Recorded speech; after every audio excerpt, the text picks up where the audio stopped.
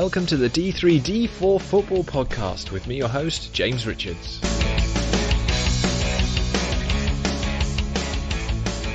Good morning, everybody. It is Sunday, the 13th of February 2022. We are back for another Division 3, Division 4 football podcast looking at all things League 1 and 2. Apologies for not being here last week. My whole family had COVID and it was not pleasant. My wife actually suffered pretty badly with it. So, and if I do cough at intervals through this one, I will try and edit them out so that you don't have to put up with any nasty coughing fits on the audio. I am joined by my co-host Ed Walker. We're flying as a tandem this week. And Ed, how do I find you? Yeah, I'm okay. It'd be quite funny if you put like a sound effect over your coughs instead.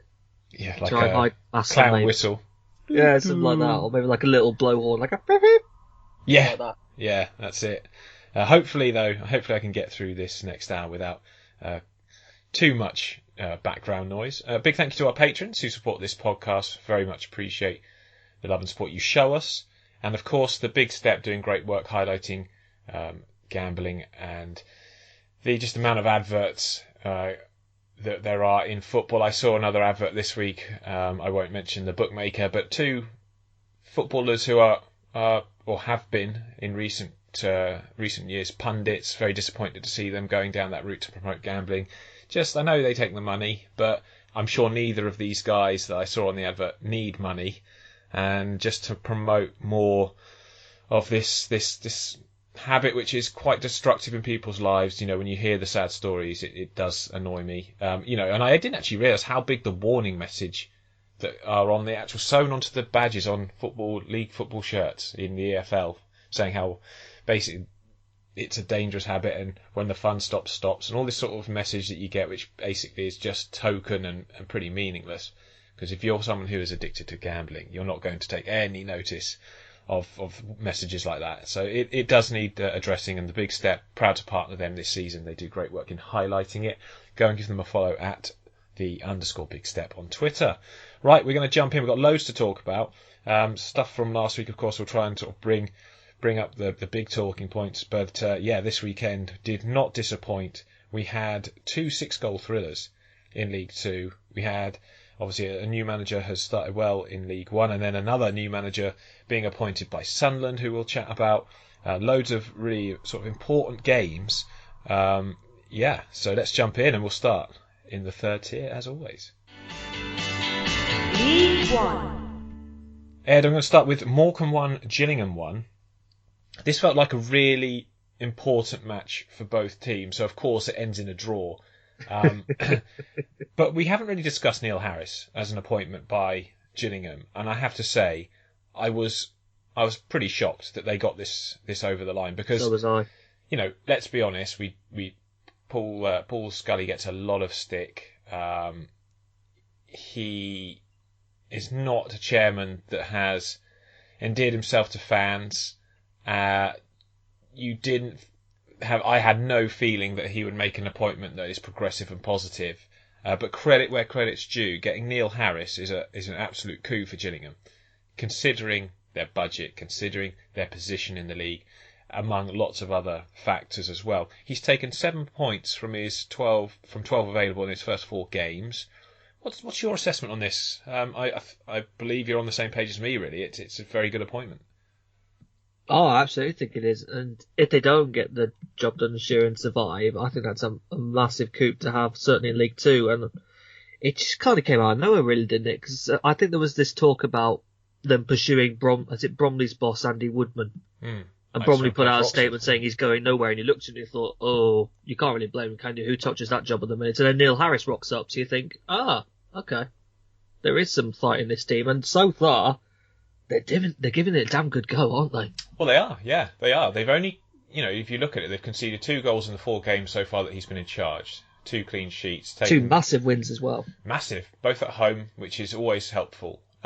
He signed on deadline day. They beat Crewe.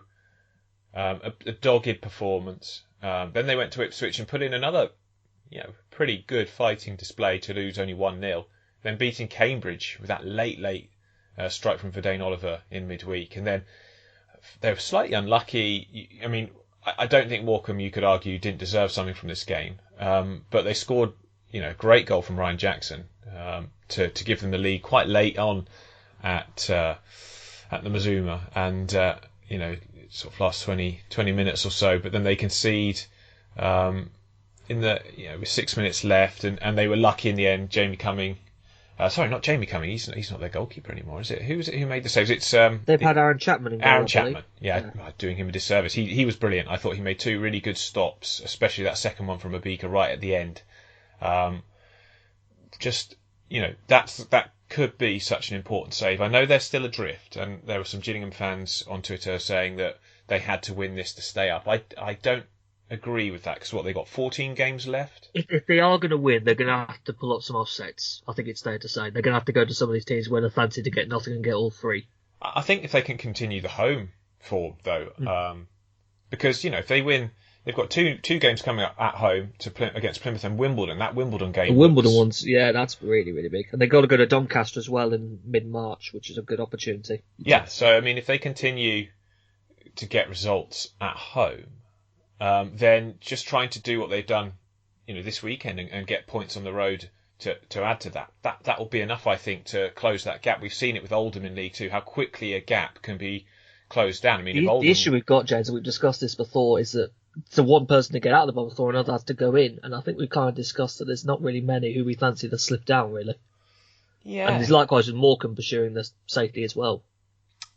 It's difficult. It is. When you look, I agree. You look at that league table, and it's going to take someone to not play well or to drop in. But like we've just said, Wimbledon, they're not in great still form. worry about Wimbledon greatly. Fleetwood have they've drawn quite a few recently, but they've not won, so that's kept them in it. Same with Salop, Shrewsbury Town. They're not yet 100% safe. But I think what Gillingham need to do is just try and close that gap a bit more before we can really talk about them. Sort of getting safety. But the signing of Harris, I thought, is superb. That's really, really well done. Really good business. For Morecambe, important they didn't lose this game, because they are right on the coattails of AFC Wimbledon and Fleetwood at the bottom there.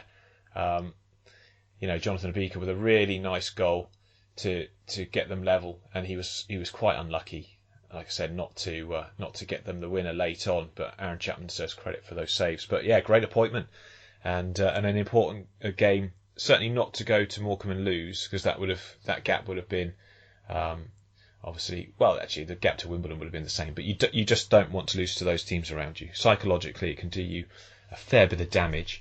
Ed, Wigan, we talked about how many games they were going to have, and they sort of they did what we expected. So they've picked up points, but they haven't won them all. It's not easy to do that when you're cramming matches in thick and fast. But yesterday, rode their luck a little bit against Charlton. Could have been 2 down quite easily in this, but they do what they do best, and they managed to get another 3 points on the board to sit now in second place as things stand in League One. An important win for Liam Richardson's side. Yeah, an important win after what can you call it a blip, I suppose? 3 league games without a win. I suppose the Wigan, maybe you could say it is, but well, it's their worst run without a win in the season so far, isn't it? Yeah, but I wish most teams could only have to go 3 games without a win and call that a blip. But it's the amount of quality they have, really. And it's incredible how many games they've still got to play. Yeah, I mean, they've still got 2 games in hand on Rotherham. And they're sitting there at the moment 2 points clear of MK Dons, who are in third. But they've played, am I right in saying they've played 4 games less still than MK Dons, and they're 2 points ahead of them? Yeah. 28 played. Yeah, that's mad. That's mad, that is. Will Keane, like I said on this podcast before, big fan of his because of Football Manager. I'll be honest, it's Football Manager that endeared me to Will Keane and his talents. But he's actually had a great season. Was it 16 goals? He's 29 years old. Where's that happened? I'm sure he was a youngster only last week. Yeah, I'd say that about myself in the mirror every morning. And it's not 29 either. So yes, I can fully appreciate football. It's actually, following football makes you feel old, because where's David Beckham? The fact that David Beckham's been retired for years still makes me very scared. Like, life just disappears in front of your eyes very quickly. Yeah, I mean, they've got themselves in the driving seat. They're doing what we expected. Okay, so we talk about a mini blip, but they did pick up points in 2 of those 3 games. Only lost that one against Sheffield Wednesday, who are playing against Rotherham today.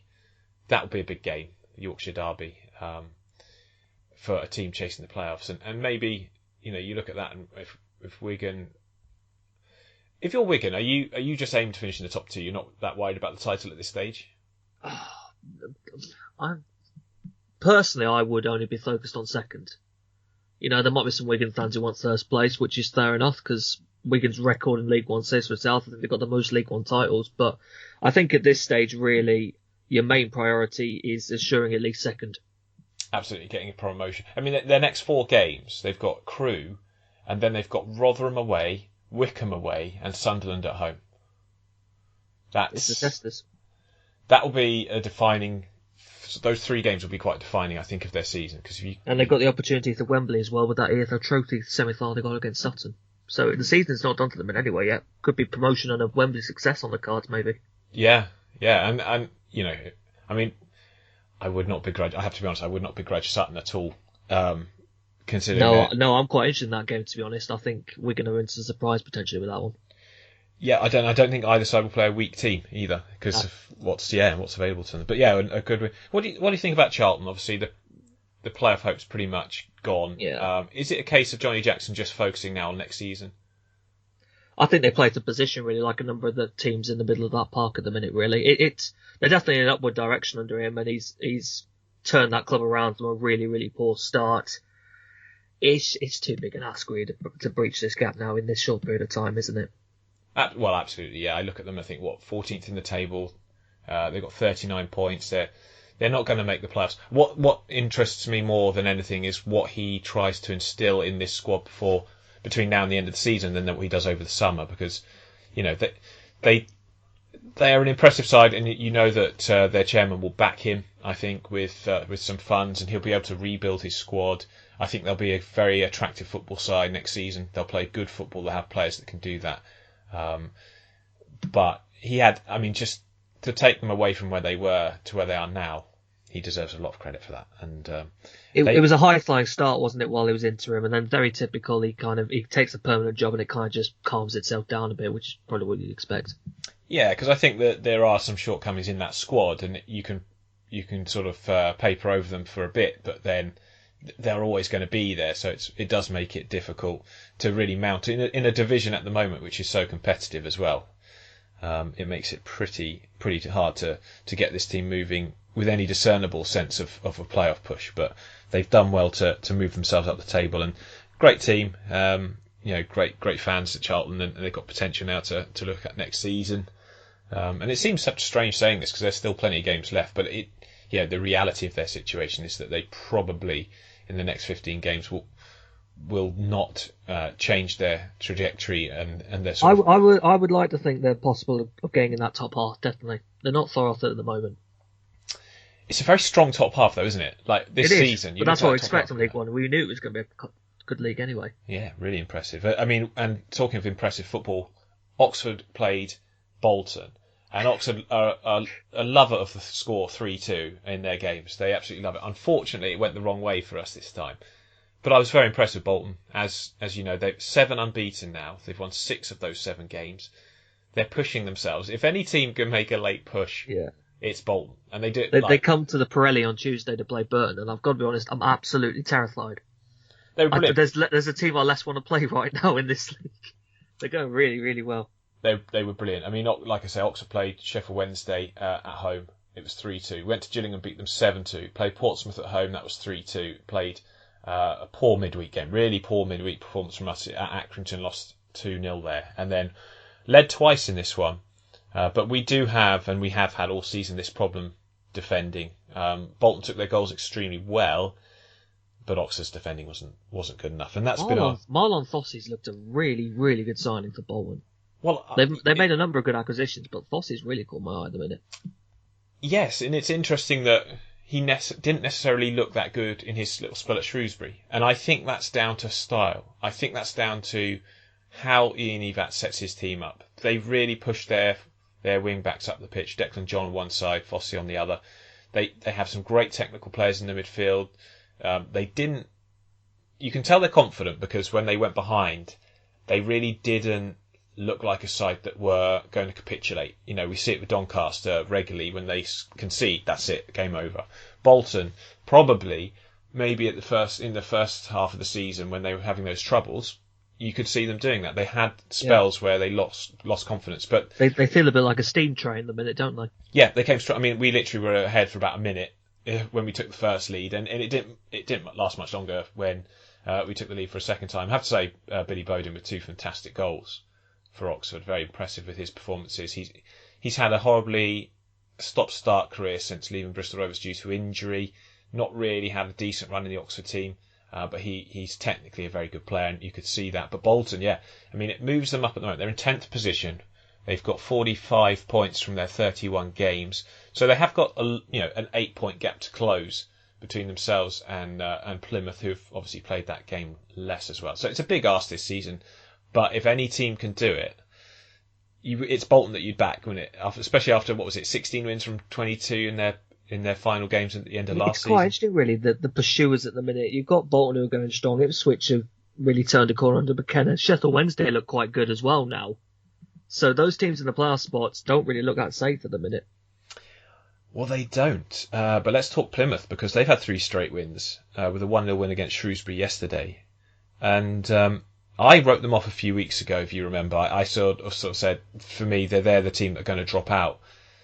But, it hasn't happened that way, Ed, and they're now moving themselves back into those positions. They've got some games coming up at home, which is where you feel they're probably going to be strongest. What are your thoughts on Argyle?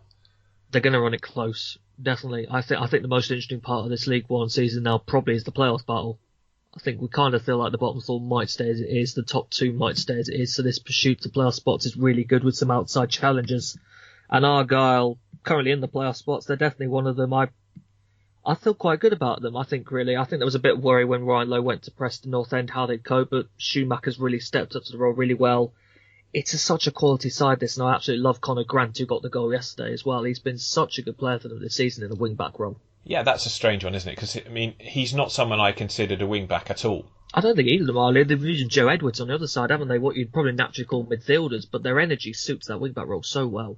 That finish from Grant yesterday deserves a lot of plaudits. It was a very good finish, and worthy of being a match winner in a game where Salop on the road continue to be so disappointing. If you look at their away form across the season, it's not been good enough. And if you follow Shrewsbury Town away each week, I tip my hat to you, because it's always difficult travelling miles towards your team when you're a side that don't really create much or play good football on the road, and it must be pretty tedious for them. But Argyle's next few games are going to be interesting. They've got 2 away against Gillingham and Cambridge, and then 3 at home on the bounce against Rotherham, Morecambe and Wimbledon. Those are all games which, I mean, Rotherham's going to be tricky, but you'd feel that they can beat Morecambe and Wimbledon. The winnable games in the next 5 for sure. So very impressed with the way they've turned things around. And apologies, I wrote them off, and wrong to do so. They've bounced back. I mean, let's be honest, we wrote them off at the start of the season, and that's backfired massively. Yeah, no, I honestly could not see this season coming for them. I mean, whatever happens, it's been a very good campaign. They were so poor at the back end of last season. Like, if you remember how it's almost like they just threw down tools. They down tools. It was, and they've changed the defence around, and it's had the desired effect. Yeah, Walsall fans will be looking at Dan Scarr going, "What? Is that really him?" And not being he wasn't bad for Walsall, but this has been a different level of football from him this season. He's been exceptionally good, and they've been an exceptionally good side. And to lose their manager mid-season and just continue doing what they're doing, and it's a bit similar to how MK lost Liam Manning. Had Liam Manning come in when they lost Russell Martin. It is impressive stuff. It really is. Right, Sunderland, Ed. Obviously sacked Lee Johnson. I could see why they did that. Just the trend that they had and the pattern they had of pretty big defeats and capitulations. It's not what they wanted to see. They went to Wimbledon yesterday and got a 1-1 draw. Let's talk Alex Neil, their new boss. Your take on this? I mean, I personally am a big fan of Alex Neil. Yeah, I'm exactly the same. I think it's a really, really good appointment. For me, he's a championship manager. I think the work he did with Norwich City and Preston North End, I don't think the end of his Preston North End spell is seen in as good a light as it should have been. And the way that came to an end, I think that's a very good appointment for Sunderland. The bit I'm annoyed about really is how long it's taken. I think it's been 2 weeks between Lee Johnson getting sacked and Alex Neil coming in. And in that time, they've had 2 games against Doncaster and Cheltenham Town that they've lost. And you're looking at that as a potential 6 points that would massively help them in their pursuit of the top place at the minute. Yes, it did seem to linger far too long, didn't it? And there was all this talk as well about, it's going to be Roy Keane. And I think everyone had kind of been convinced that what's happening. Alex Neil, to me, is definitely a better appointment than Roy Keane. I'm glad that's happened. But the way it was kind of perceived that it was going to be Keane, and the way all this doubt that came about, I'm trying to think of the word for it. We were kind of misled to thinking it was going to be something else when it was actually Alex Neil. It wasn't really that good a look. It wasn't, but I agree with you. I think Alex Neil's a better appointment. I mean, I knew a Hamilton academical fan, who I think he was a member of their board, and I met him and was chatting to him, and he was raving about Alex Neil. And this might have been before he even got the Norwich job, because he had a spell where he was he player manager at Hamilton? He's still only 40, Alex Neil, unbelievly. Feels like he's been in management for longer than that. Yeah, he took over the reins at Hamilton in 2013, and I'm sure he was still registered as a player when he first took over. But he'd basically been involved in coaching the club's youth teams at the time, and yes, he was appointed player manager. I remember now, and it was only on an interim basis, but he did so well. And he must have been he must have been like 30 or 31 or something like that at the time. So he was very young when he got this opportunity, but he did an absolutely brilliant job with them. They beat Celtic away, I think, for the first time in like 80 years or something ridiculous. I seem to remember that was a massive stat. It might not have been quite 80 years. It was a long, long time though. And that's what got people sort of looking like, oh my goodness, Hamilton beating Celtic away from home. People sat up and took notice, and then he went to Norwich, like you say, and did a brilliant job. He did again, like his time ended at Norwich where it got a bit stale, and he couldn't get them. I think he couldn't get them the sort of the wins they needed to get back into the playoffs in the Championship. And he admitted that I think he had a difficult recruitment that summer prior to that campaign. Then he went and did well at Preston. What is, the interesting thing of this 12-month rolling contract? What are your thoughts on that Sunderland have given him? I wasn't aware it was that. That's interesting. That's something I took. I mean, it doesn't scream confidence or commitment, does it? But maybe it suits both parties, perhaps. I don't know. Perhaps so. I guess. Is it to do with maybe there's less of a compensation worry if they had to move him on? I don't really know, to be honest. It's difficult. I mean, to be honest, it doesn't really matter. We've seen managers sign 5-year contracts and get sacked sort of eight months into them. So I think this is something we might see more and more of in football circles, sort of the 12-month rolling deal, because it stops clubs having to pay out massive compensation. I think it's fair to say you can tell he could tell from his first game he's got a lot of work to do now to get Sunderland in a position to challenge the promotion, which is ultimately what they're targeting again. Yeah, I think they're going to really struggle to make any headway against those top two. I think anyone in the division will, but certainly I'm a big fan of his, and if he can get them playing the football, and he's reunited. It'd be good to have him reunite with Alex Pritchard as well, who again scored another brilliant free kick. Yeah, he's on form, isn't he? But he's technically, like when they signed him, I thought this is a technically gifted player joining a League One side, and it'll be interesting to see how he does. And yes, he did very well indeed. So from managers being appointed to managers potentially on the brink, David Artell at Crewe, Ed, they lost 4-1 yesterday to Accrington, conceding 4 goals, all from set pieces, and that does, tend to happen against Accrington when you've got a player like Sean McConville, who's just so good at set pieces. But from a Crewe perspective, I watched back their game against Plymouth midweek. It wasn't again defensively a good showing from them.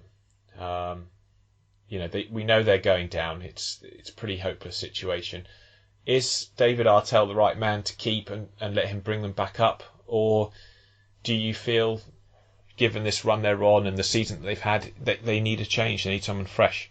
I think after what he's done he's the reason they're in League One anyway. I think he deserves a chance to have a crack at it next season, personally. Because this is just a cycle with Crewe, isn't it? You know, we know how good they produce talent, and they get a crop of players, and they had a real crop of players a couple of seasons back and into last season as well. And they were always going to move on. You always knew they were going to move on, and unfortunately they lost a high chunk of them in the one period and one window. Yeah, you'd hope they would stagger it a bit, but it just didn't happen, did it? It all kind of crashed at the same time with all the players going. Yeah, I can't really put much of this on Artell. You know, the defeat yesterday isn't good, coupled with the Plymouth Argyle defeat. They're a very vulnerable team to aerial bombardment, I think. It's the way, you know, Burton beat them 4-1 on New Year's Day. It's that kind of thing. They're not built really to deal with aerial bombardment. And I always quite admire the way they do try and commit numbers forwards, but it does leave them exposed at the back as well. It's just the way Crewe like to play.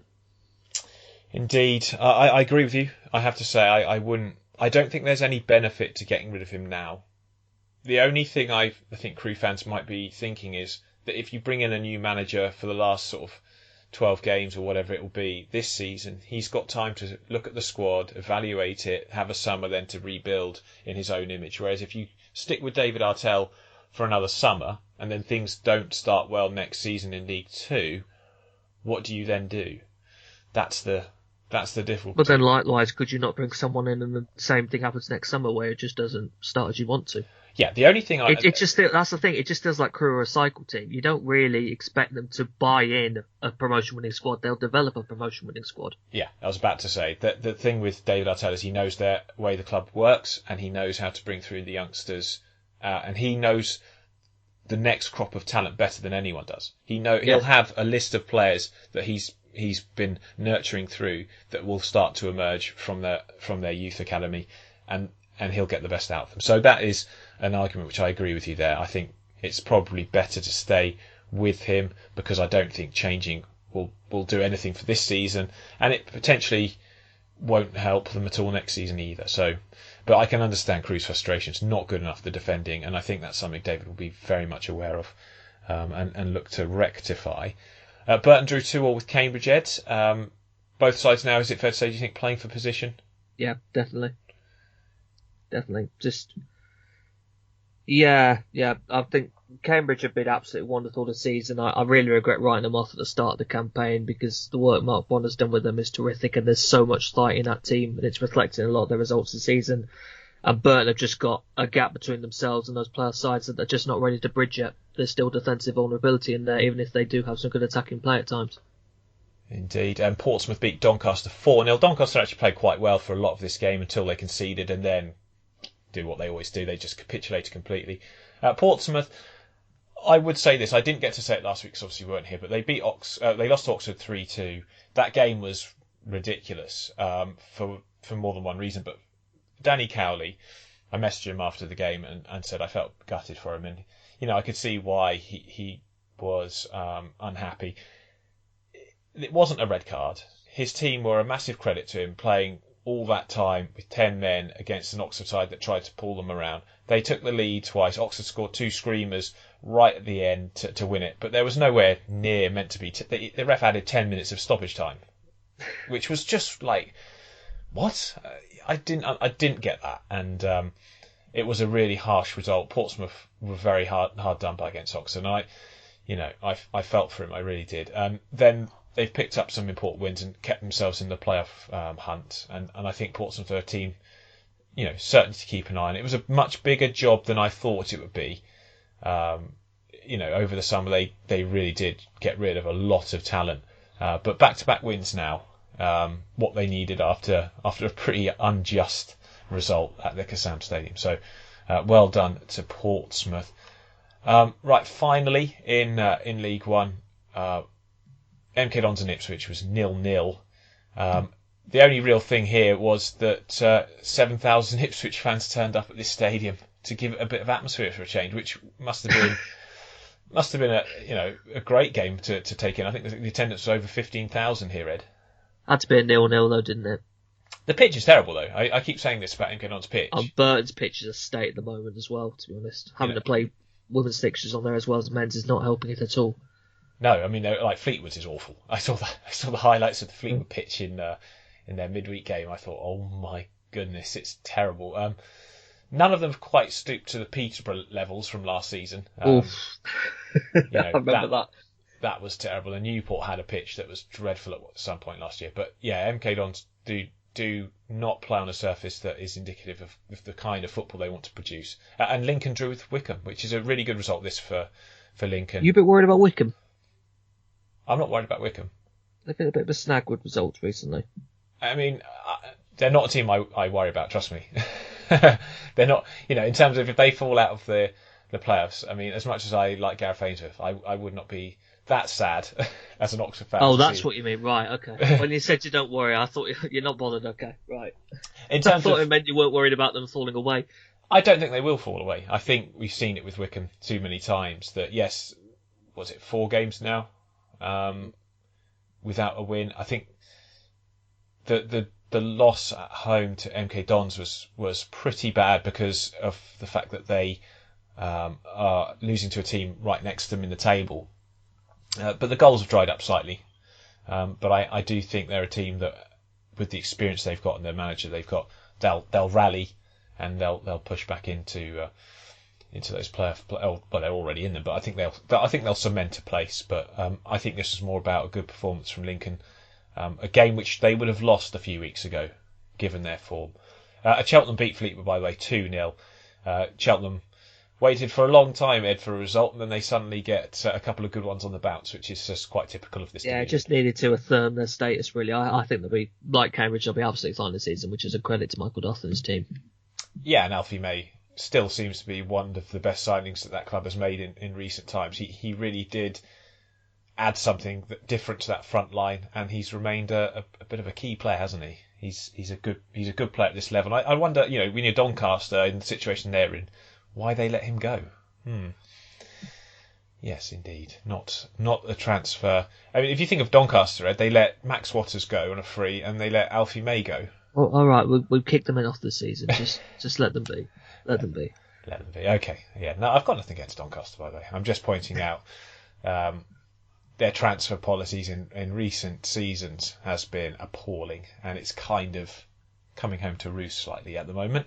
But the League One table, as I said, we've got Rotherham, Sheffield Wednesday coming up later today. I'm sure a lot of people will be tuning in to have a look at that one. But they sit top on 65 points from 30 games, which is mad. That's such a good performance this season from Rotherham. Wigan, 28 games played, 59 points, doing a superb job as well. MK Dons are third, but they have played 32 games, 57 points on the board. Sunderland, 55 from 32, Wycombe 54 from 31, and Argyle, with games in hand, only played 30, they've got 53 points, kicking my boys Oxford out of the playoff spots, and they'll be looking to continue to stay in there. Sheffield Wednesday obviously have Rotherham today, only played 30 games, 52 points. They're going to be a team to keep an eye on in the next few weeks. And then Ipswich back on 48 points from 32. Still a lot of work to do there to make the playoffs. And Bolton, that perennial late surger, that team. They can't do it again, can they? Oh, I tell you what. Bolton fans, I mean, they must do a booming business in pacemakers in Bolton. Because I would not, I tell you what, their fans are superb, by the way. They're excellent. Yes, they're Sam. And they go on roller coasters these last few years. They have indeed. Doncaster bottom, 22 points from 32 games. Crewe also 22 from 31. Gillingham, that 5-point gap seems more closable than it has recently with the appointment of Neil Harris. 26 points from 32. Morecambe, 30 points from 32. And then Wimbledon, 31 from 31. Fleetwood 32 from 31, and Shrewsbury 34 from 32. Those are the teams still very much battling down the bottom. Right, let's jump in to League 2.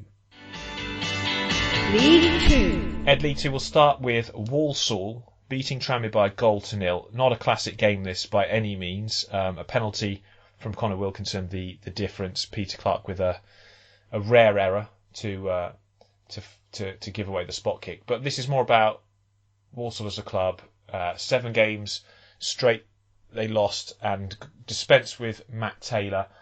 Lee Pomnett saying that he's leaving it to Jamie Fullerton to go and find the new manager. This is Jamie Fullerton, the guy who found Matt Taylor.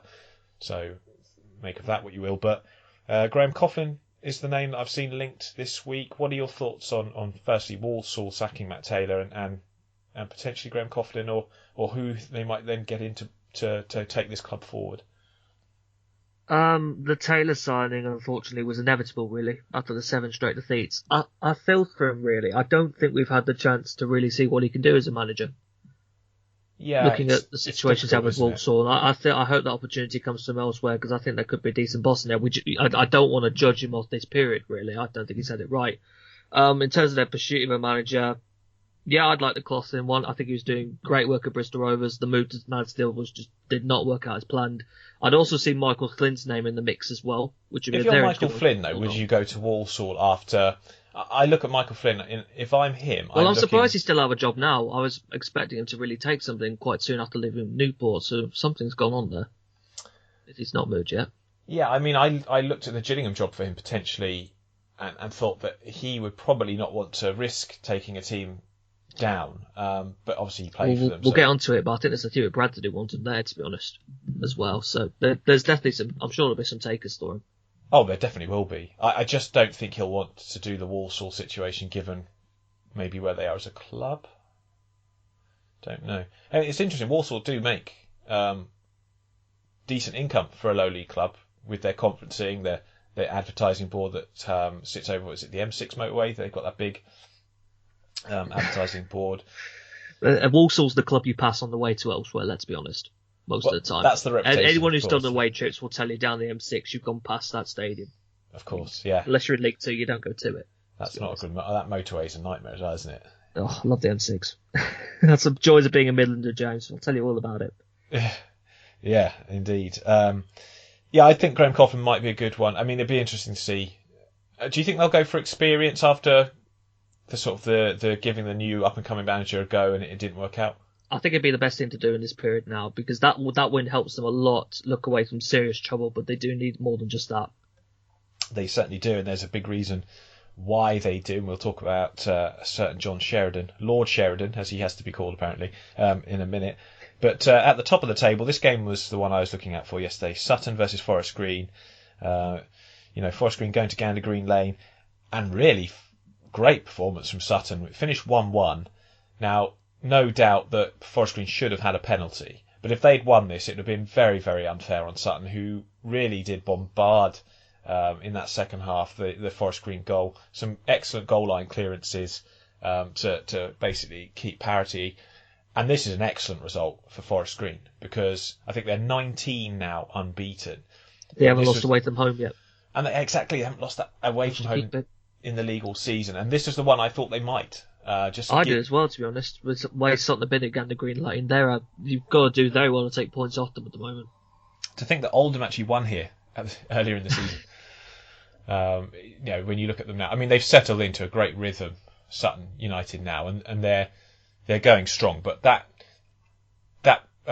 performance from Forest Green showed, because they went behind, a lot of grit needed to come back from that, and it's just a sign. I mean, we know Forest Green. I mean, is it safe to say we know Forest Green are going up? I mean, that's not been a doubt since about November, James. It's a done deal, isn't it, with them? They're so far ahead of everyone. Sutton for automatic promotion, Ed? They'll be in the mix. I personally fancy them for a playoff finish, which is remarkable, really, to be saying. I mean, there were some Sutton fans celebrating that they've got 50 points, which is what you consider safety. You can aim higher than that.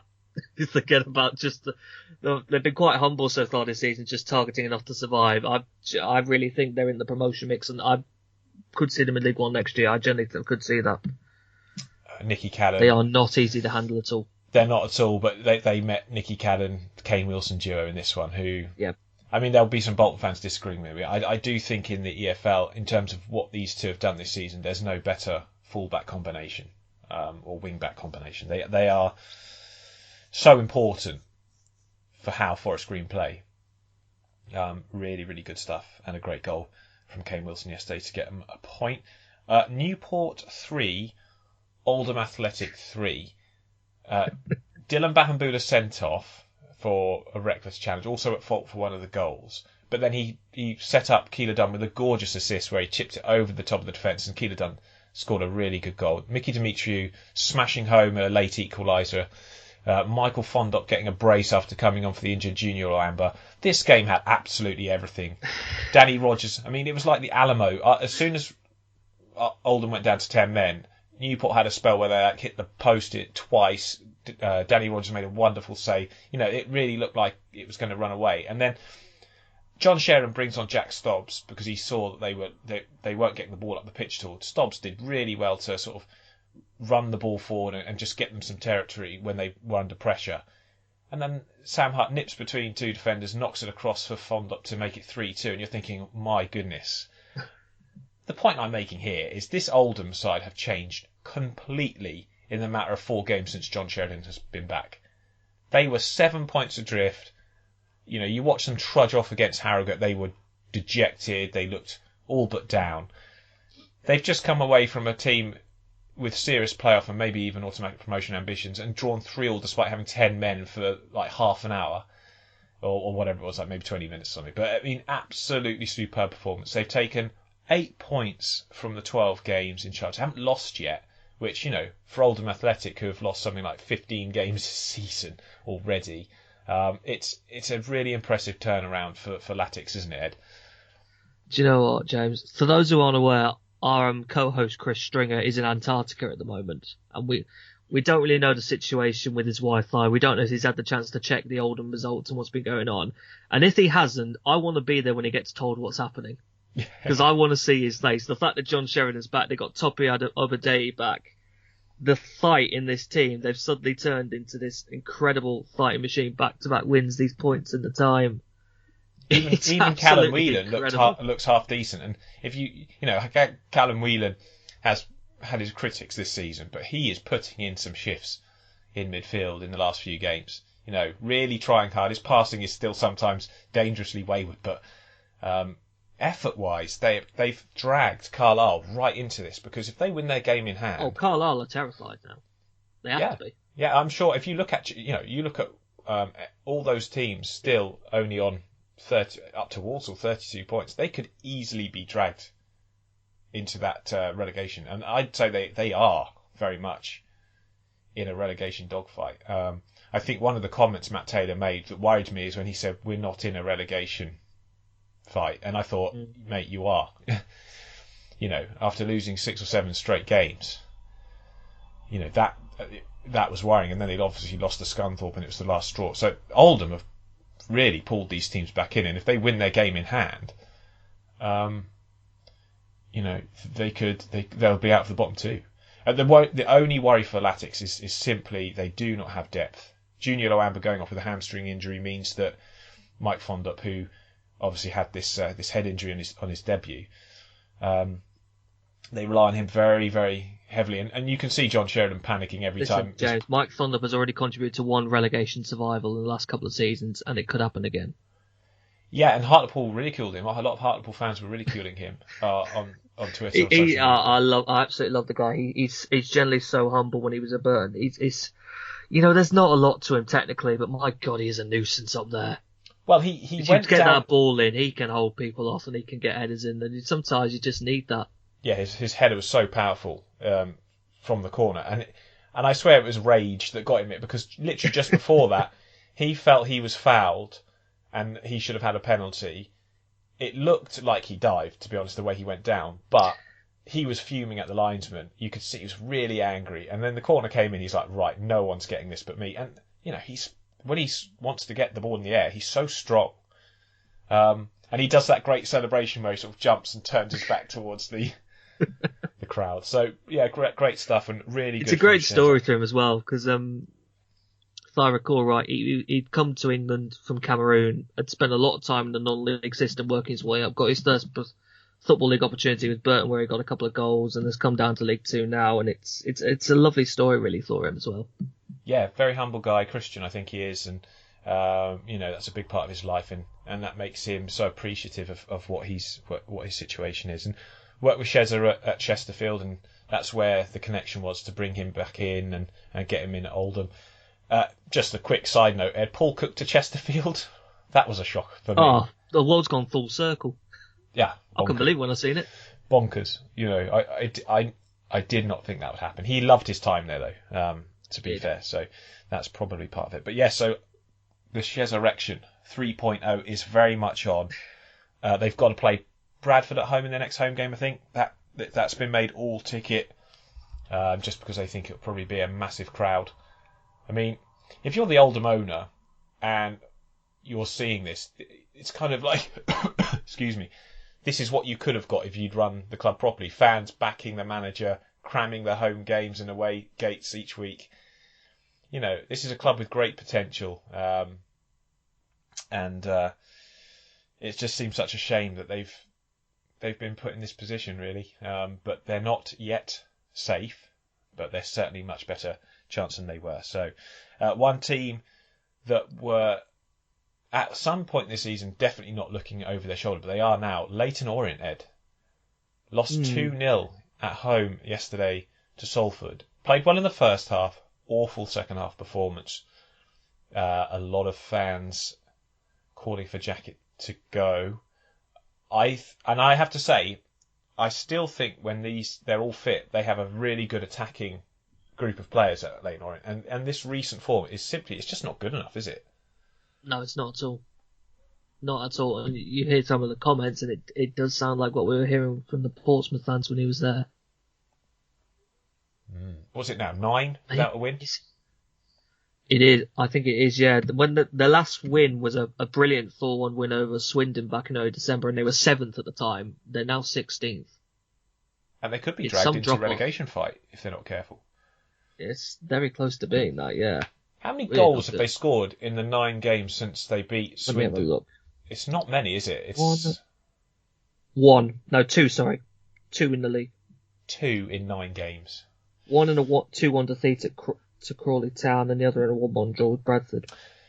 I don't know. I mean, I joke about me cursing teams, but I genuinely do think with the strikers and the forward players they've got, they're up there with any team in this division. It's just the way that they've come off the boil is just completely ridiculous.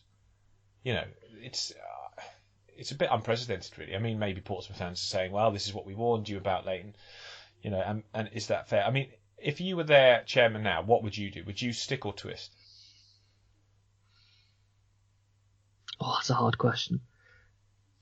I think I'd twist. You think it's a hard-hitting podcast? You just look at it like Walsall made this decision on Thorn that was not much worse than this, really. Yeah. I mean, I think they probably are in the 6-game form table. They must be bottom of it, surely. No one's taken less points in their last 10 games than them. No. I'm tending to agree with you. I think if you're the owners, I mean, as much as I like Kenny Jackett, and I think he is a good coach, this has not been good enough for the squad they've had. He's saying that with COVID and illness and they've had a young side. I just don't think that's a good enough excuse. I think there's enough in this side to have definitely got more points on the board than they have. And they should really be up in that group that are challenging for the playoffs with the quality they've got in their team. So yeah, Leyton Orient. It's probably going to be announced shortly after we finish recording this podcast, Ed. So, well, is it going to be him or could it be someone at Bradford? Yeah, could it be? Let's talk that actually. Bradford 0, Exeter 1. Firstly, Exeter 7 unbeaten, 3 straight wins. They deserve a lot of credit for how they've turned around. What was they had a great run, then a sticky patch, then they're on another good run at the moment. Massive credit for Matt Taylor and how he plays and how he runs his team. Giovanni Brown is something else. He's such a good player. He doesn't necessarily get goals that highlight him, but if you just look at his play, he's such an important attacker. He gets the ball, holds it up. He's got great control. I mean, some of the first touches he had yesterday were just sublime. They get the win. They should have probably had it more comfortable than they did, and they're on great form. I wouldn't be at all surprised to see Exeter pinch one of the top 3 spots this season. I think they'd rather let them playoffs, wouldn't they? As we say with Exeter. Yeah, you don't want playoffs if you're Exeter, given your history in it. But at some point, they're going to have to get rid of that monkey off their back. They're going to have to. They are. But yeah, Bradford City, Ed, I'll let you take this one because we had them earmarked as the league winners in our pre-season preview podcast. They've just been... We're really bad at predicting, aren't we? It's a difficult. Come on, it's a difficult thing to do pre-season when you've not watched a single game. But with Derek Adams coming in, it's quite fair to assume they would do well. I mean, the squad's not bad at all, but I said they've been inconsistent, and their fans went, "No, mate, we've been consistently shit." Excuse the language. I mean, they're not wrong, to be honest. They're not wrong. And Derek Adams is now getting a bit prickly with the fans. Derek Adams is being Derek Adams. He does not care what you think about him. We know that. And I've got this apparent quote here he said, which is, if they're going to get another manager, they aren't going to get anyone better. That's obvious to anyone. If they want to do that, that's up to the club. That's some third season Jose Mourinho stuff, that. Just basically, I was expecting to go like, I've got 3 promotions, 2 out of this league, you won't get anyone better than me, give some respect to my name. I'm half expecting him to do that. Yeah. Yeah, exactly. He was saying the personal abuse he was receiving was completely unacceptable. And I agree with him, personal abuse, even if you are going through stuff as a club and you're not happy with your manager, that there's a line, and we're seeing lines crossed far, far too often at the moment in football. But they've got every right to voice their grievances, the fans. It's not been good enough. He said in his post-match that the fans were complaining that he had to take Jamie Walker off. He said, "Should I have a stadium announcement to tell the fans Jamie Walker's having to come off because he's injured?" He said, "Why would I want to take him off if I didn't have to?" He's getting prickly, and it's getting a little bit toxic, which is not great. I thought they had a very poor it's January. more than a little bit toxic, to be honest with you, James. Yeah, and I thought they had an awful transfer window as well. I don't know. What did you make of their business? I just was so uninspired by it. It wasn't great. I think the Matty Daling side was quite a good one. I was quite a fan of him with Hartlepool, but Nathan Delfonso. Dion Pereira apparently is just a walking injury at the moment. I don't think he's even featured yet. Got a calf That's a injury, shame. Tom Elliott's not been a particularly inspiring signing on loan from Salford either. And then, you hear the decision about selling Niall Canavan the final day. Apparently that was a fallout between him and the manager. Alex Bast, I quite like, has been a good keeper addition, actually. He's done quite well on loan to Portsmouth, but they look miles off being where you want them to be. Absolutely miles off. Do you think they will... Okay, I'll ask you again. Would you stick or twist? I think with the situation, really, it feels irreparable. Is that what's the word? Unrepairable, irreparable. I'll let you have either, to be fair. It feels like the relationship between him and the fans is gone. Untenable. It's an untenable and they've situation. got Oldham next, and I think I'm right. Oldham have sacked McCall, and they sacked Gary Bowyer as well. Yeah, so Oldham v Bradford has been the final nail in the coffin for Bradford managers. So ominous signs coming up here. Right, so we could potentially be talking about 2 managers gone by the time this podcast is actually listened to by most people. But yeah, I wouldn't disagree necessarily. I do think though there's not much chance of someone getting a lot more out of this squad, and at some point Bradford's cycle of sacking managers, it's just a doing cycle. Poor recruitment. That's the thing, and at the risk of getting lambasted here, I kind of think he has a point, Adams. What else do they try? Because his record does speak for itself. It's not working here. Something's not worked out. But do you really fancy Bradford to go and make the correct decision after this? No. That's the problem. That's the problem. Yeah, absolutely.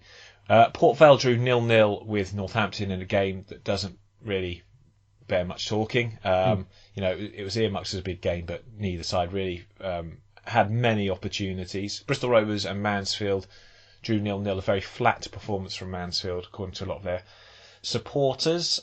Bristol Rovers obviously poor against Oldham in the midweek defeat at Boundary Park. It was a they were 2 down within a blink of an eye in that one, and a clean sheet. Probably the most important thing for them in this result yesterday. Colchester and Carlisle, this one again an important result.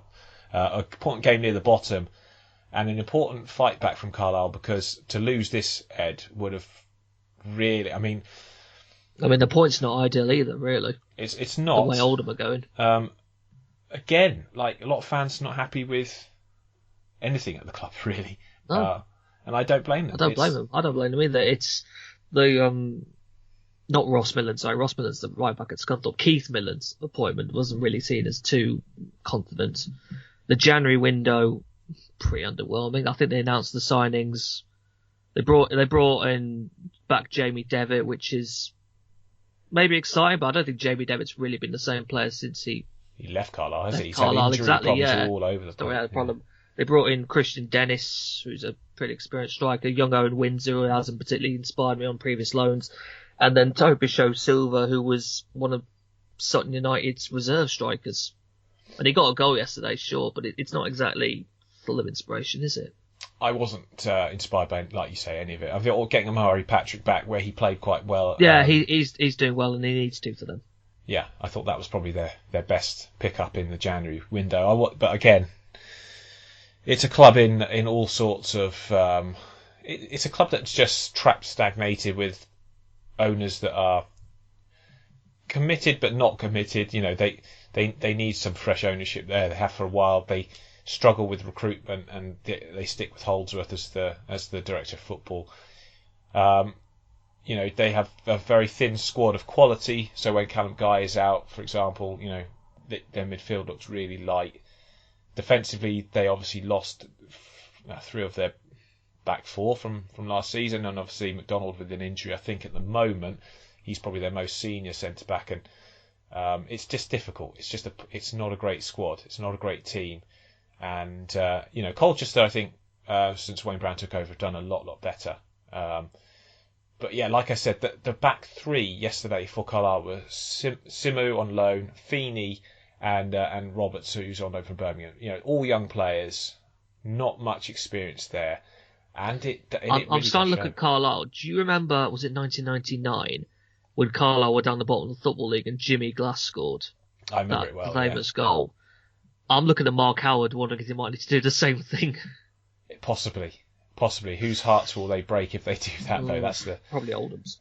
Yeah, that's the thing. I think Oldham might, if they carry on playing with a fight and the determination they're doing at the moment, they might be actually a team that get fairly well clear of the relegation. Who did Carlisle chase down? Yeah, well, Leyton Orient, yeah, quite possibly. Could well be at this rate. Crawley. Let's talk Crawley and John Yems before we go.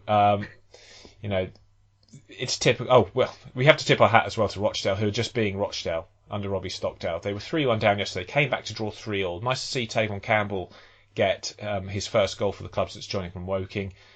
But again, like, the defence is awful. Like, Rochdale's defending, they had Paul Downing go out with a groin injury, and that's a big loss for them because they needed him. He's settled them down a little bit since coming in and adding that experienced head. But my goodness me, they can't defend, Rochdale. And as much as, you know, they get a lot of plaudits for the way they play, and there's some credit to that. Unless you get results, it's meaningless. And Robbie Stockdale is very much aware of that. A 3-3 draw with Harrogate, they should be looking to win games like this. They're in a big fight at the bottom with all those other sides. It's not good for Rochdale. Not good for Scunthorpe as well. They were thrashed 3-0 at Swindon. They really should have taken the lead. They had some chances to take the lead in this game, but once they conceded, the capitulation was well and truly on, and in the end they go down meekly once more. Barrow and Stevenage, game delayed by, was it an hour and a half due to power failure, kicked off about 4:30, finished 0-0. That's a long day to the Stevenage fans, that is a long day, really long day, far too long for a 0-0 draw for sure. Deary me. And then, like I say, let's end with some John Yems laughter, because they lost 1-0 at home to Hartlepool. Omar Bogle getting the goal, who John Yems thought should have been sent off. But John Yems' comments about Brett Huxtable. If you watch lowly football, you'll know Brett Huxtable is no small man. He's not the most mobile.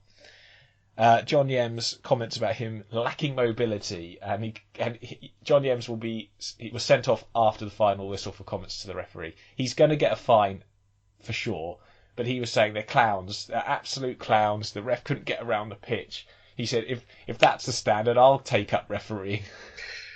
It was a great interview. It's one of the best things about the lower leagues, honestly. It is generally, whenever Crawley drop points now or fail to win, I keep getting messages saying, "Are you ready for his interview?" Because they just know what's coming. Absolutely. He wears his heart on his sleeve, and I do love it. He does indeed, but he gets himself in big trouble. They lost 1-0. Omar Bogle, back-to-back games, he scored goals in now, so maybe with finally we'll see him get back into some sort of scoring form. I hope so, because he hasn't really done much at any club since leaving Grimsby. But we will see. Let's have a quick look at the table. Forest Green top by an absolute mile. 11 points clear of second place Tranmere, having played a game less. They are 16 points clear of fourth place Exeter. Tranmere obviously second. Northampton third. They are 2 points clear of Exeter, but they've played a game more, so Exeter could leapfrog them if they win that game in hand. Sutton, 50 points from 30 games. Mansfield, 49 points from 29. And Newport in that final playoff place, 48 points from 31. Teams chasing the playoffs, you've got Swindon just outside at the moment. Port Vale, Salford making a little bit of a surge up the table. Bradford at the moment only 11th, but far too inconsistent to really consider a playoff team. Same with Crawley probably. At the bottom, Scunthorpe adrift, 22 points from 31 games. Oldham now 26 points from 29.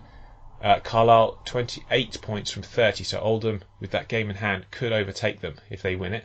And then you've got Colchester and Barrow and Rochdale all on 31 points. Rochdale, though, have played several games, at least 2 games less than those teams.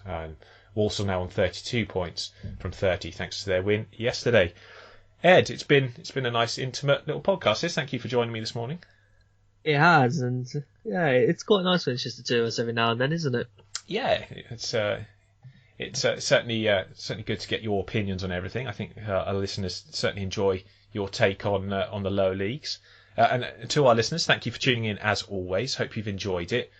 We'll be back, of course, next week, and I'm sure there'll be far more twists and turns. Games coming thick and fast at the moment, so we'll bring you all the latest on Leagues 1 and 2. And until then, take care, everyone. Goodbye.